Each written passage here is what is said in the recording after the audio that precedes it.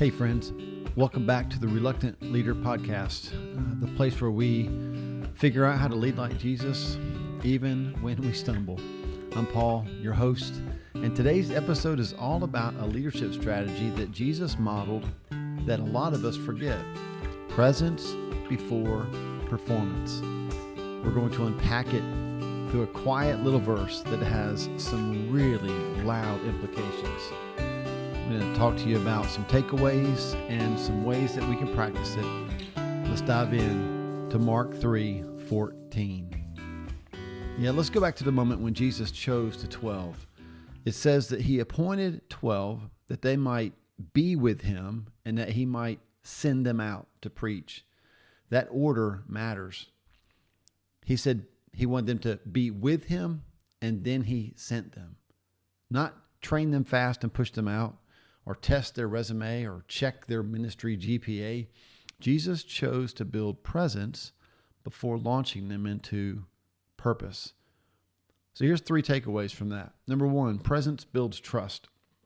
Before he gave them assignments, Jesus gave them himself. He invited his disciples to share his life. They laughed together, traveled together, walked on dusty roads together, sat by campfires quietly together. And here's how that applies to us as leaders. Eat with your team, right? Not just meetings, but have meals together. Sit around tables. Burritos sometimes build better bonds than business agendas. Try saying that 5 times fast. Make room for non-strategic time. Walk and talk. Check in middle of the week. Ask how their kid's game or recital went, because people will follow you farther if they first sat with you in the messy and the mundane. Here's another takeaway. Presence prepares hearts. Jesus knew what was coming. There'd be storms and conflict and persecution, but his first move was not strategy, it was presence. He knew that closeness with him would ground them when chaos came. So show up before the crisis. Be present in the ordinary so you can be trusted in the extraordinary. Be available emotionally. Vulnerability isn't about oversharing. It's about inviting others into your humanity. When's the last time you said, I don't have the answer yet, but I'm here with you in it, and we can walk together through it? Man, that kind of leadership sticks. Here's another takeaway. Presence multiplies impact. Jesus' investment in presence created leaders who later flipped the world upside down. They didn't just know his words, they knew his heart. So don't delegate without relationship.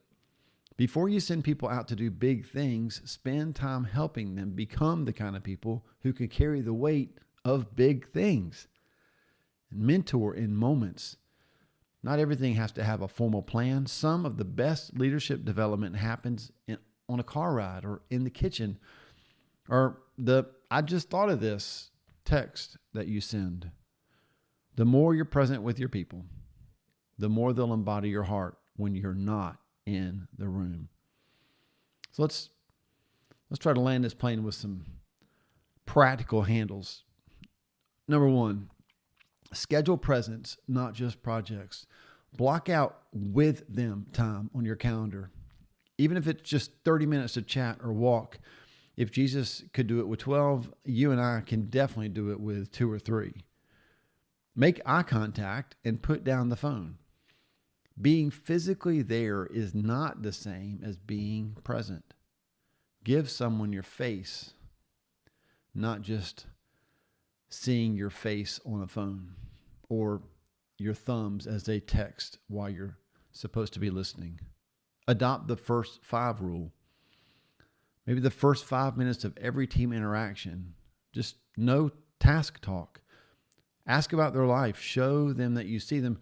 On our teams, we do wins. Like, how can we brag on Jesus and brag on one another? Some final reflections. Mark 3:14 reminds us we are not primarily called to lead for Jesus. We're called to be with him. And when we lead from that posture of presence, our leadership becomes relational, sustainable, and so very deeply human. You don't need to have the loudest vision or the flashiest ideas. Sometimes the greatest gift you bring to your team is simply being there. And it's a gift that they won't forget. Let me just pray this over you before we wrap this up. Jesus, thank you that you didn't just send us, you stayed with us. Teach us to lead like you, not from behind a desk, but from beside people. Give us courage to slow down, to be with others before we ask anything of them. Make us leaders of presence, not leaders of pressure. In your name, Jesus. Amen. Man, if this resonated with you, would you share it with somebody who's leading a team or a ministry or maybe just leading a small group? And join us next time. Until then, I want to remind you to be present, to be real, to be encouraged. You don't have to lead perfectly. Sometimes you just have to show up. So keep giving God your yes. And remember that He'll do the rest. We'll see you next time on the Reluctant Leader Podcast.